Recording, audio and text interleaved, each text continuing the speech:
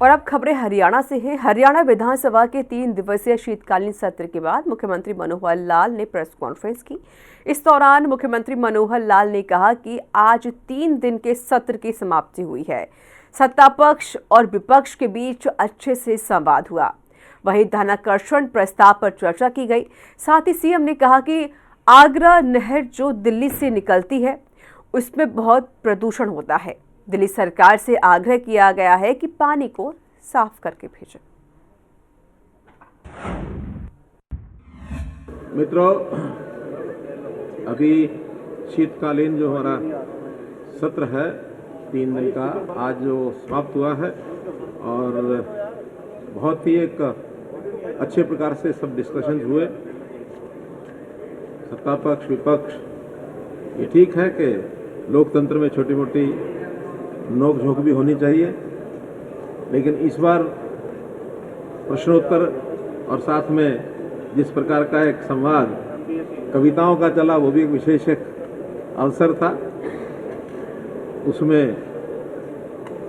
एक आनंद भरे सत्र में सदस्यों ने भी उसका लिया और आज कुल मिलाकर के प्रश्नोत्तर के बाद क्वेश्चन आवर जीरो आवर जिसको कहते हैं और 0 आवर के बाद ध्यानाकर्षण प्रस्ताव, वो चर्चा उसके ऊपर हुई। आज आगरा नहर जो दिल्ली से निकलती है उसमें प्रदूषण बहुत मात्रा में है।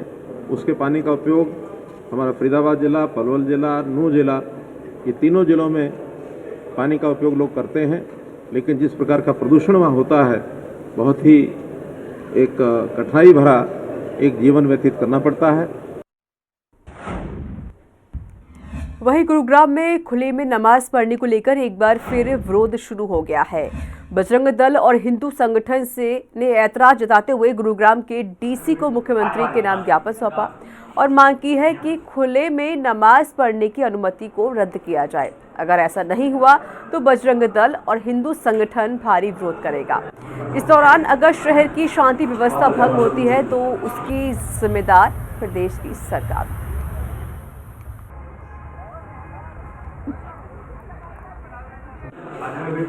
विश्व हिंदू परिषद बजरंग दल ने आज ज्ञापन सौंपा है कि खुले में नमाज अदा की जा रही है उस विषय में कि इस खुले में नमाज अदा करने का प्रकरण जो पुराना चला आ रहा है, पिछले पहले 57 जगह होता था, उसके बाद 36 जगह हुआ, अब 6-7 जगह और अब भी चल रहा है।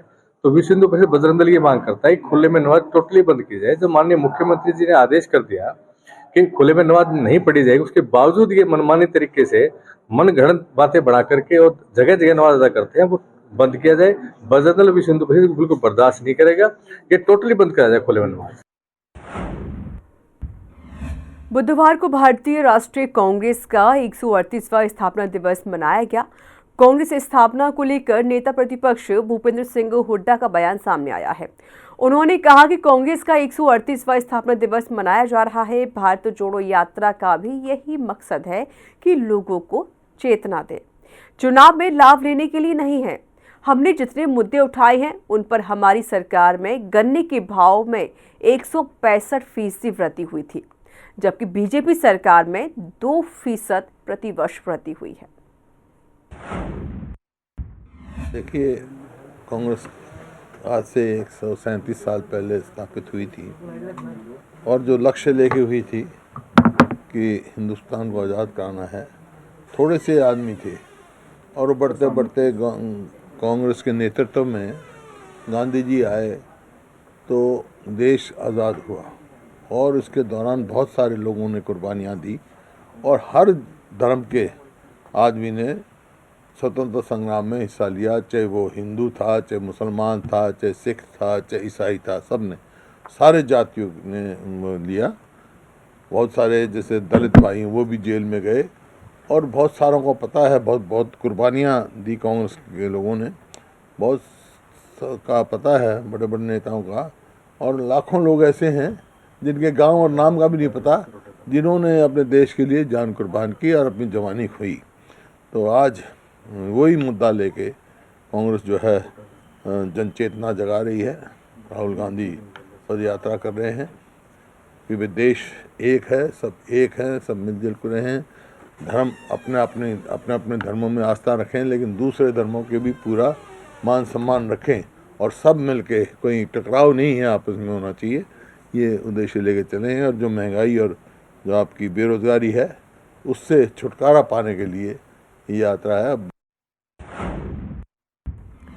गुरुग्राम में अवैध रूप से हथियार रखने वालों के लिए गुरुग्राम पुलिस काल बनती जा रही है। आपराधिक गतिविधियों में संलिप्त लोगों को पुलिस ने सलाखों के पीछे धकेलने के लिए विशेष अभियान छेड़ दिया है। और वहीं जारी आंकड़ों के मुताबिक पिछले साल के मुकाबले सरकार ने इस साल ज्यादा मात्रा में हथियार बरामद कर लिए हैं। साथ ही आरोपियों के खिलाफ सख्त कार्रवाई भी की गई।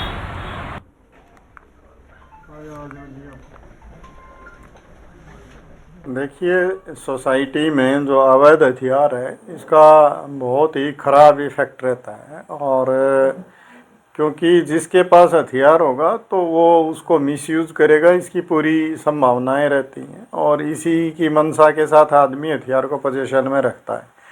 तो उसको पकड़ने के लिए हमने बार बार बहुत प्रयास किए हैं। हमारी क्राइम यूनिट्स ने, बाकी पुलिस स्टेशन ने मिलके अच्छा उसमें काम किया है।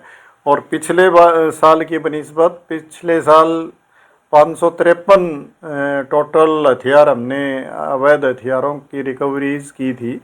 लेकिन इस साल उसके मुकाबले उसी पीरियड में 666 हथियार अवैध जो थे वो हमने गुड़गांव पुलिस ने रिकवर करने में कामयाबी हासिल की है।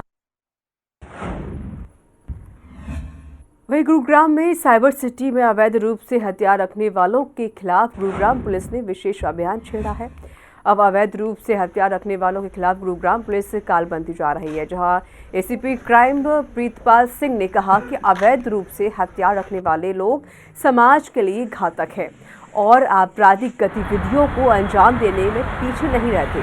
साल 2021 के मुकाबले गुरुग्राम पुलिस ने 2022 में अवैध रूप से हथियार रखने वालों के खिलाफ कार्रवाई करते हुए न केवल सलाखों के पीछे धकेला बल्कि आपराधिक गतिविधियों पर भी अंकुश लगाने का काम किया है।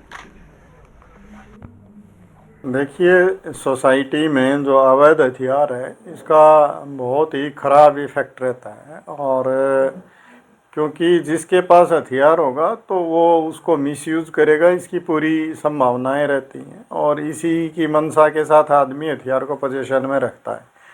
तो उसको पकड़ने के लिए हमने बार बार बहुत प्रयास किए हैं। हमारी क्राइम यूनिट्स ने, बाकी पुलिस स्टेशन ने मिलके अच्छा उसमें काम किया है। और पिछले साल की बनिस्बत पिछले साल 553 टोटल हथियार हमने अवैध हथियारों की रिकवरीज की थी।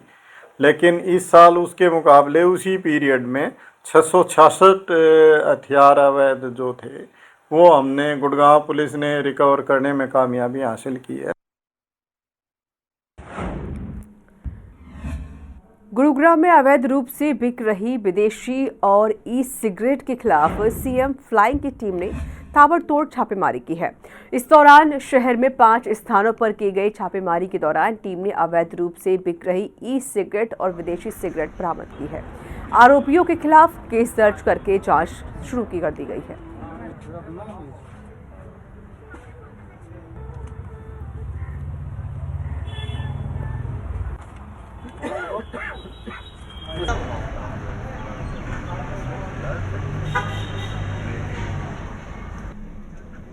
Hill